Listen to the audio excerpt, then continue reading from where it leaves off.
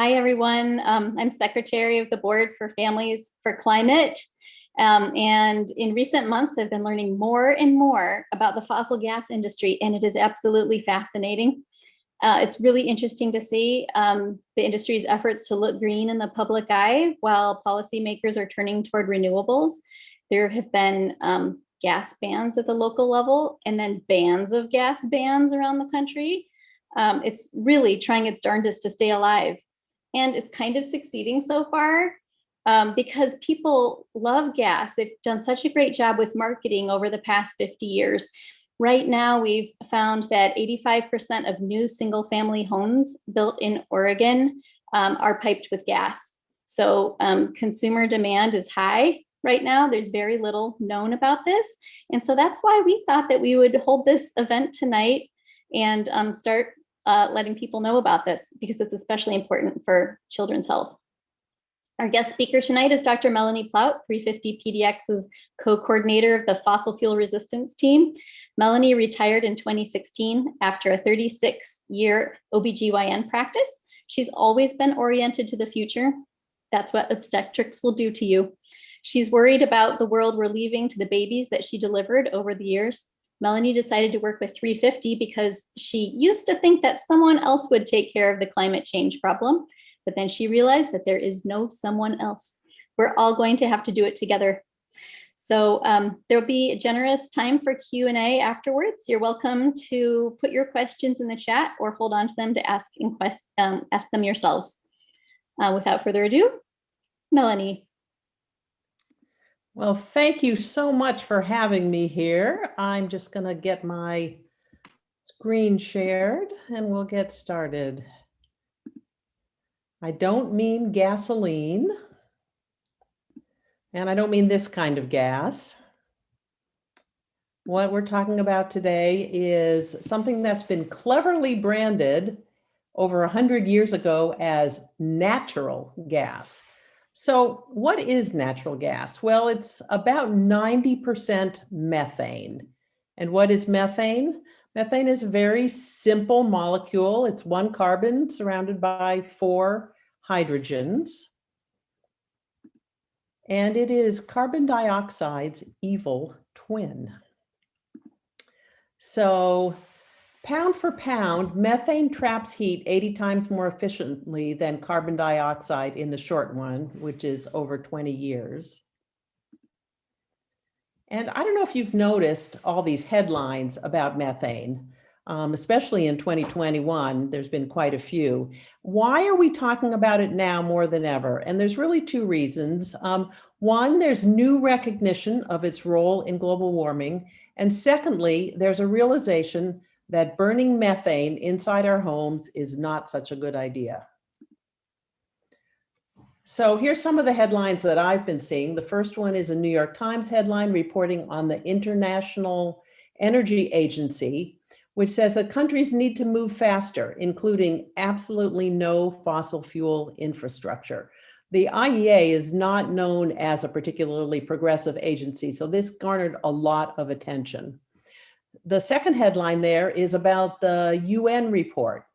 And that also drew interest because it said that methane is responsible for about 1/3 of global warming, and that we should cut human-generated methane by 45% this decade. I think just cut in half by 2030.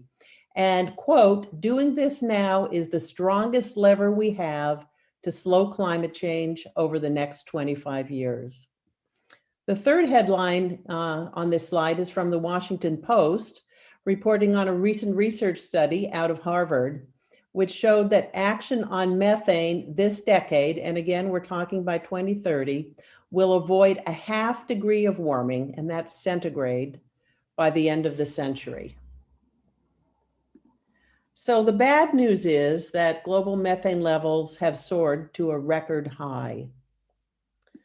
The good news is that most of it comes from sources that we can control, from the extraction and burning of oil and gas.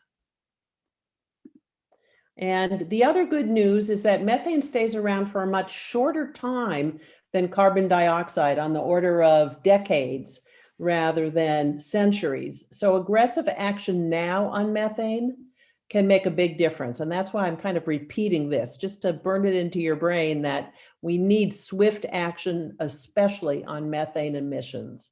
I have some hope that this effect could be so fast that I might even see it in my lifetime. So just to bring it back home, if you're like me, you probably still have natural gas for your heat, your furnace, and you maybe cook on a gas stove, as I still do. And to be honest, until recently, I never gave it much thought. So where does that gas in my home come from? We're going to take a little step back. Originally, natural gas was an unwanted byproduct of traditional oil fields, but now it overwhelmingly comes from fracking. You've probably heard a lot about all the issues associated with fracking, like the impacts on the health of those who live near the fracking wells, the chemicals that poison the water, and the huge leaks that comes from the fracking wells, the methane leaks, as each well is tapped out and quickly abandoned. Now, just to be clear, we don't have fracking in Oregon, but it very much affects us because of these methane leaks, and it affects the communities who live near the fracking wells. Now, because there's been this huge fracking boom in the US, natural gas prices, or what I'm going to try to call fossil gas or fracked gas, because the natural term is, it's like natural coal. It doesn't really make much sense. But gas prices have fallen to rock bottom levels. So this frack gas, from our point of view, really comes into our home in two different ways. First of all, it's piped directly, the gas is piped into our homes through a large network of pipes under the streets. And second, it's used to make electricity. Overall, right now, about 25% of the electricity in Oregon comes from fracked gas, although it depends on who your provider is. And electricity generation is where the idea that, quote, gas is cleaner than coal came from, or that gas is a bridge fuel. But it turns out that although it creates 50% less carbon dioxide when burned than coal, when you take into account the methane leakage all along the pathway from the fracking well to your kitchen, it causes as much, if not more, global warming than coal. So now our new hashtag is gas is the new coal. The idea of fossil gas as a bridge fuel basically is totally obsolete. As you know, we're in a climate emergency and there is no room in the atmosphere for more carbon dioxide or more methane.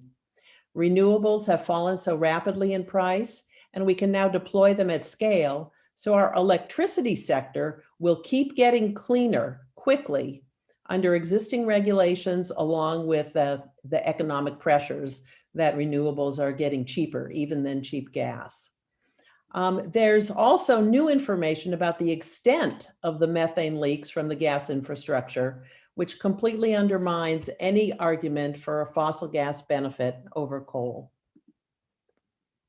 So now to the topic you're probably most interested in, which is the health effects of methane in the home.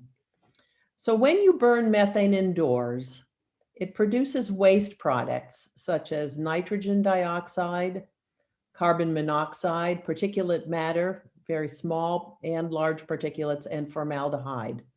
It's been quite well proven that children who spend much of their time indoors have about 40% more asthma symptoms if they live in a home where cooking is done on a gas stove. And for some of these kids, the effects are long-term and involve increased hospitalization rates. Some of the other components are also things that when you're using your gas stove, you produce levels, indoor levels, which exceed allowable outdoor levels that are regulated by state or federal agencies. So this is a 2020 report that summarized the danger of the emissions from gas stoves, and a second review of the literature from the UCLA School of Public Health looked at hundreds of peer-reviewed studies and came to similar conclusions. Gas stoves are not safe for earthlings. So this is just a slide showing the possible health effects of one of these chemicals, the nitrogen dioxide in children created by a gas stove in the home.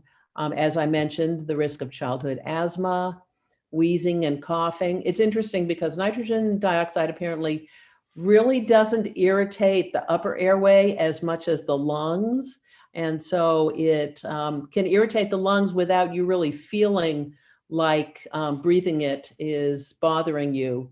But it can change the lung function. It has cardiovascular effects. It may have effects on the brain, IQ or learning deficits, and increased susceptibility to allergens, some of the other things that there is evidence for.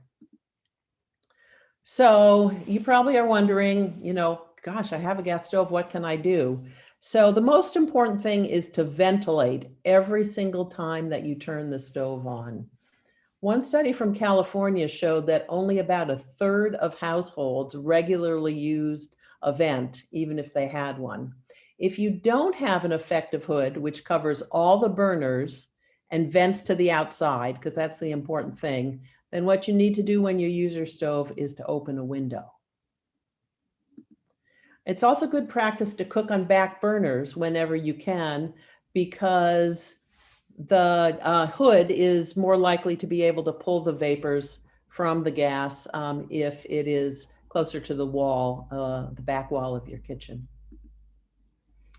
And this is important, especially as we come up on smoke season. Don't use your gas stove during a smoke event. Any kind of venting that you do while there's smoke outside will pull in outside air. So obviously if you open a window, but if you turn on your hood, the fan will pull in outside air through every small crack. So you really never want to use your gas stove during a smoke event. Another thing you can do right now is to use electric items that you may already own. Cooking in insulated appliances is one of the most energy efficient ways to perform a lot of cooking tasks. So an electric kettle or an Instant Pot, very, very efficient ways of cooking or boiling water. The other thing you can do at low cost is to buy an induction cooktop. You can get this, online. For this one, I saw for $73. You just plug them in and you've got a clean source to cook with. And then the other thing that you should consider when the timing is right is to replace your gas stove or cooktop with induction options. Induction stoves are becoming more and more popular, and professional chefs and other high-end remodelers are starting to really talk about how great induction cooking is. It's faster, it's more controllable than gas stoves. It's also safer for children, and this interests me, also for the elderly, people who are more likely to, leave a burner on and put your sleeve in front of it or have a problem. An induction range immediately becomes cool when you take the cooking vessel off. They do have more upfront costs, but in the long run are no more expensive to operate and often cheaper depending on your electricity source than a fracked gas appliance. So if you get one, this is kind of like, owning a Tesla or something. Brag about how much you love it to all your family and friends, because we've really got to get the word out about induction stoves. Now, stoves are really only just a part of it. What we really need to do, of course, is electrify everything. This means that when you can, replace your gas water heater with an electric version and your furnace with a heat pump. And we don't want to just, electrify ourselves. We want to be sure everybody has the option to electrify. So we've got to be sure that this electrification is done in a way that it doesn't leave people behind. One thing I'd like you to consider is if you're able to donate to this project. It's called the Community Energy Project. And what it's doing is it subsidizes the switch from a gas water heater to an electric hot water heater for low-income customers. Another thing that we can think about pushing for is there are quite a few low-income weatherization programs. They're often run by a county as part of anti-poverty programs. And we should ask these weatherization programs to install heat pumps for heating the facility at the same time, because low-income folks should be at the front of the line for electrification, not the back, for all the equity and health reasons that I think you're probably familiar with. Now, maybe some of you have wondered if the Energy Trust of Oregon could help with some of this conversion. If you're not familiar with the Energy Trust, it's an independent, nonprofit organization which operates under a grant agreement with the state's Public Utility Commission. If you look at your utility bill, you'll see something called the Public Purpose Charge. It's a few dollars every month. And that funds various things. It funds, for instance, energy efficiency in schools, but it also funds the Energy Trust, which will, help you get more insulation in your home, a more efficient furnace, all kinds of good stuff.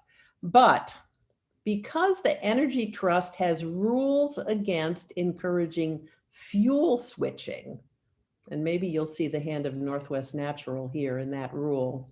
If you say that you have a gas furnace and you want information about your options, they will only tell you about and help subsidize a more efficient gas furnace.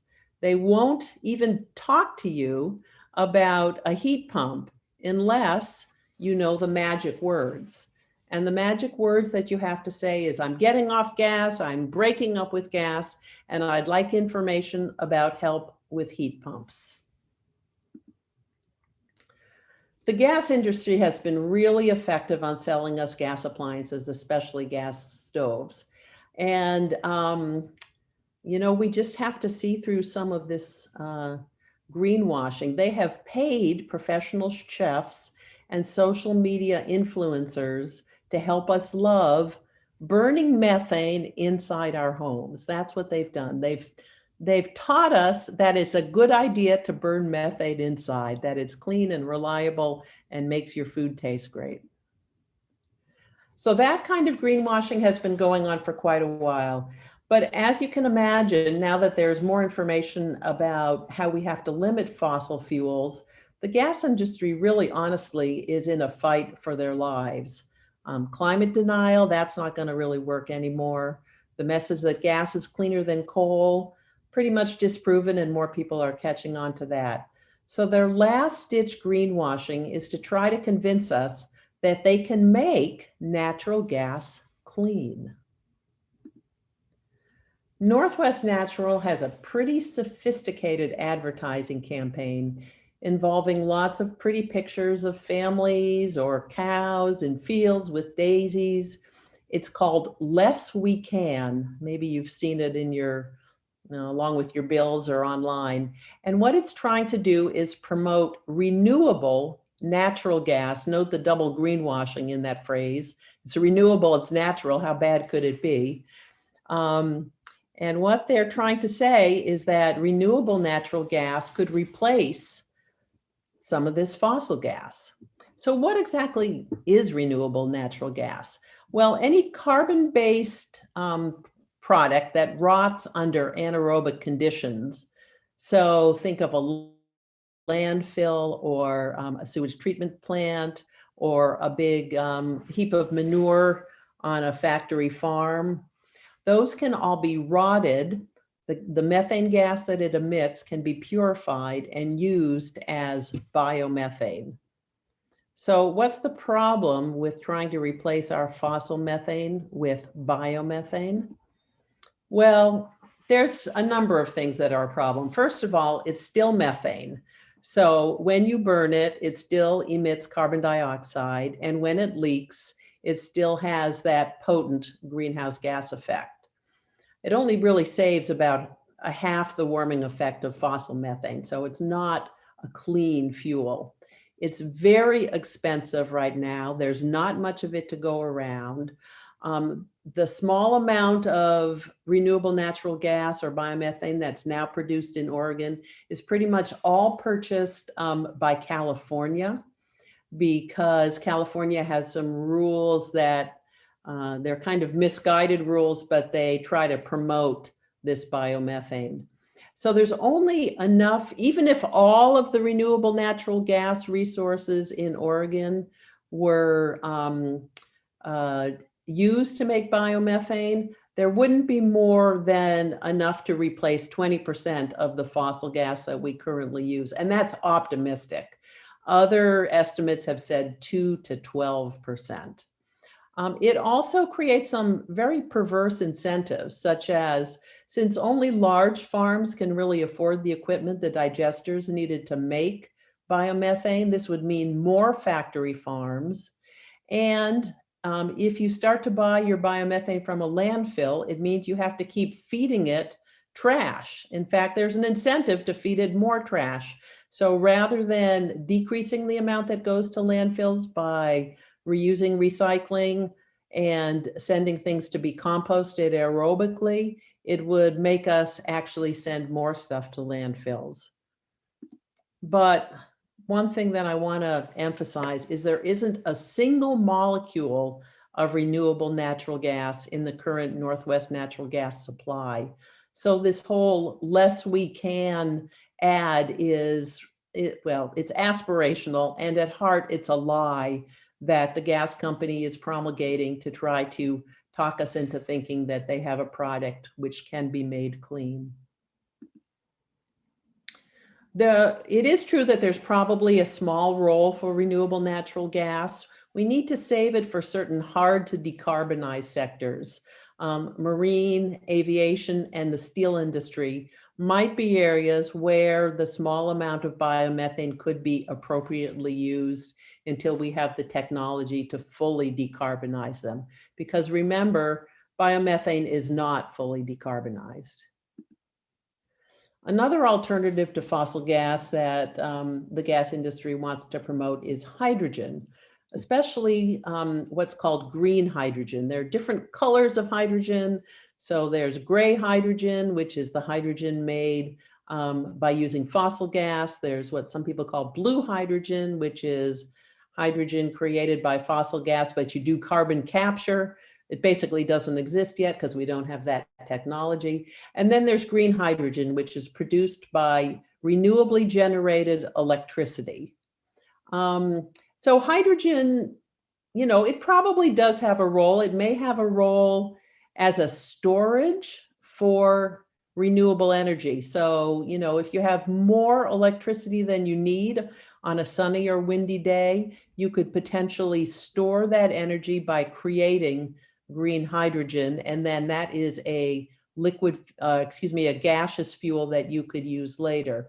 But there's a lot of problems with hydrogen. First of all, it's very explosive, and you can only mix a small percentage of hydrogen in with methane gas because it will corrode the normal piping that's currently used for gas. And like RNG, it's very expensive. It's not available in adequate quantities, and the technology has just not been well worked out. So if you hear Northwest Natural talking about hydrogen, again, that is not appropriate for use in the current gas system. So just to emphasize again, biomethane and hydrogen should not be used where we have existing technologies to electrify, like in our homes and our cars. If you're in a hole, stop digging. We always say that. So what that means is we are in a hole, we're in a climate hole. We should not be building any new fossil fuel infrastructure. With respect to gas, that means no new gas plants to create electricity, no new gas pipes. That means to new buildings. And I just want to note that currently Northwest Natural customers are basically subsidizing the line extensions that go to new buildings. We're working hard to try to get a ban on gas hookups for new construction. I believe there's over 40 cities in California that have already done that. Our situation in Oregon is a little more complicated because our building codes are at the state level, but there is still some mechanisms that we think we could use to get a ban on new gas pipes. And then I would say this is also fossil fuel infrastructure, new gas appliances, stoves, furnaces, water heaters. Because remember, if you buy one of these things now, it'll probably be in use for decades. So this will become, as we say, a stranded asset, because as we understand even more the need to decarbonize our homes, you're going to have to get rid of that new furnace. You may as well replace it with a heat pump now if you can. But this is the problem. It's hard to do the right thing, and we need to change some rules in order to make it easier.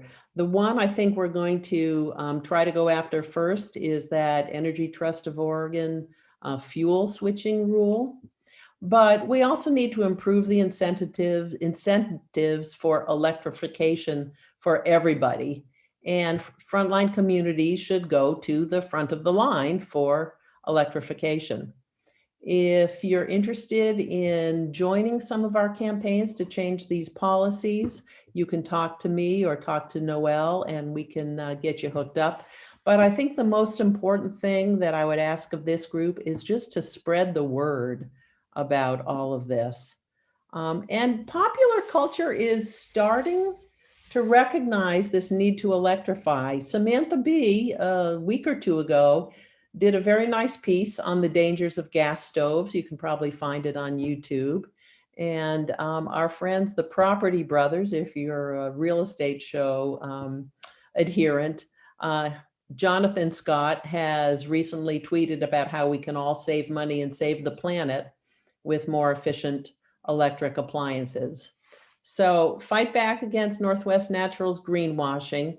Tell all your friends to get an induction stove when they're ready, and be sure they know that natural gas is just another dirty fossil fuel. And I'm going to stop it there so we can have more discussion and questions.